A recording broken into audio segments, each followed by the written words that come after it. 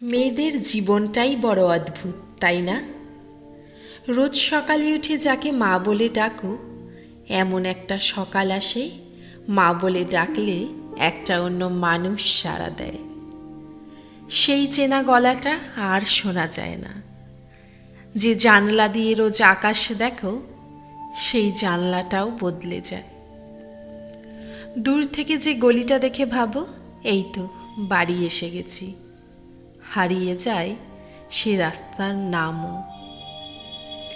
কত কি তো রেখে যাও যত্নে, স্নান করার মগ, হরলিক্সের গ্লাস, জমানো কলম, ছোটবেলার গল্পের বই, মাথার চুল নেই সেই পুতুলটাও, ভাঙা কাচের চুড়ি, কানের দুল, আরও কত কি। ছোটবেলা মায়ের শাখা পলা পরা হাত দেখে ভাবতাম একদিন আমার হাতও মায়ের হাতের মতনই হবে। কি খুশিই না হয়ে যেতাম, আহা!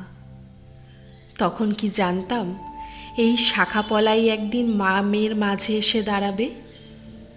কোনো কিছুই আগের মতো নেই আজ, শুধু আমার এই হাত দুখানাই আছে আমার কাছে আমার মায়ের মতো দেখতে। তারপর তারপর সত্যিকারের সংসেজে সংসার করতে করতে একদিন মাও ভুলে গেছিল সে কিশোরীরও একটা পুতুল খেলার ঘর ছিল। সে কথাটা মাও ভুলে গেছিল।